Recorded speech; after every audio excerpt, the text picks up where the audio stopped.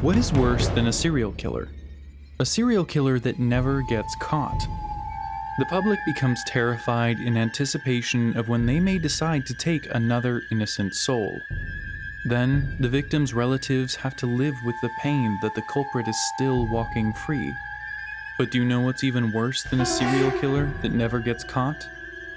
It's one that taunts the police and the public about their freedom. From 1968 to 1969, North Carolina was haunted by a serial killer nicknamed the Zodiac Killer. The Zodiac Killer was known for targeting young couples and sending taunting letters and cryptograms to newspapers and the police about the murders. From December 1968 to October 1969, he murdered 5 people and injured 2 others. He claimed to have killed 37 people, but this number was never verified. Despite the close calls and reported encounters with this vicious killer, the police could never arrest him. It's been 54 years since the Zodiac Killer terrorized Northern California, and the case still remains unsolved to this day. Today we will look at the horrific murders perpetrated by this murderer, the taunting messages they sent to the authorities, and a few of the suspects that the police focused on. On December 20th, 1968, high school couple David Faraday and Betty Jensen fell victim to the Zodiac Killer. Faraday had driven Jensen in his mom's Rambler to a spot along the Lake Herman Road frequented by lovers. The couple reached their destination at approximately 10:15 p.m. Less than an hour after, at 11 p.m., a resident of the area named Stella Borges discovered the young couple's bodies. Faraday's body was slumped by the vehicle, and Jensen laid in a pool of her own blood about 30 meters away from the car. Robert Graysmith, a forensic analyst, concluded that another vehicle had parked beside the couple's car.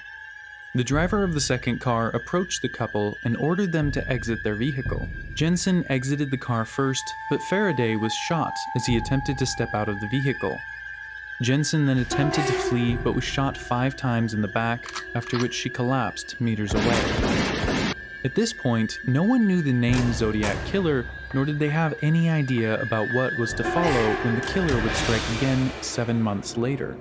At around midnight on July 4th, 1969, Darlene Farron drove her boyfriend, Michael Magoo, to a park in Vallejo, just 4 miles away from where Faraday and Jensen were murdered. The killer pulled aside their car and shot them multiple times with a 9mm Luger.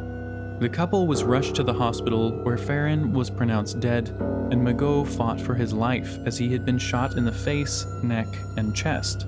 Less than an hour after the shooting, the Vallejo police received a call from a man who claimed to have carried out the attack. He also boasted of murdering Faraday and Jensen the year before. The call was traced to a phone booth down from the police department. However, the call produced no tangible leads on the murder.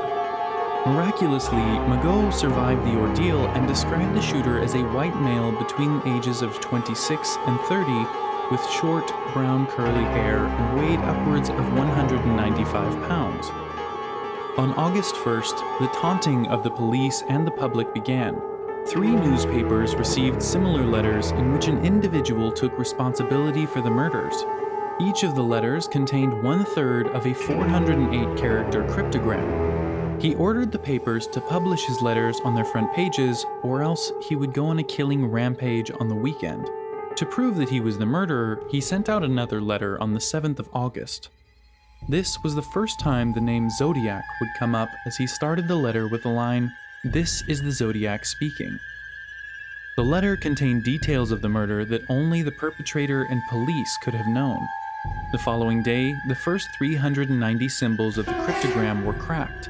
It was a message with grammatical errors about how much the killer loved killing humans, as it gave him a thrilling experience. He believed he would be reborn in paradise after he died, and his victims would become his slaves there. On September 27th, another high school couple, Brian Hartnell and Cecilia Shepard, were tied up and stabbed at a lake where they were having a picnic.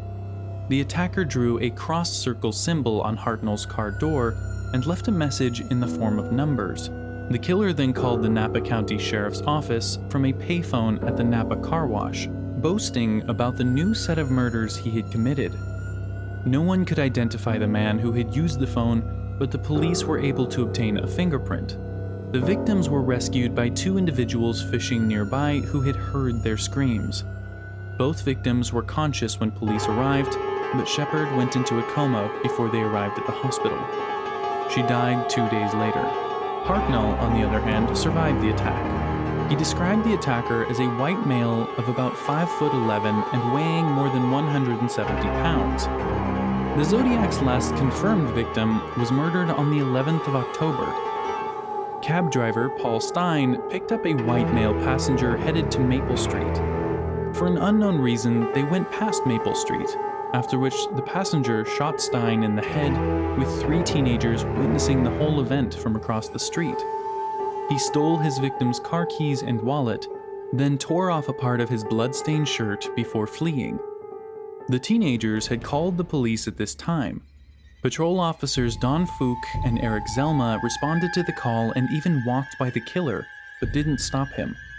According to them, the dispatcher said to look out for a black man. Just like that, the Zodiac Killer slipped away. The teenagers described the killer as between 25 and 30 years old and about 5'8" to 5'9". In contrast, Fook believed he was about 35 to 45 years old and was 5'10". The difference in descriptions made it harder for police to settle on a suspect. The killer tormented people with the blood-stained shirt he had taken from the scene.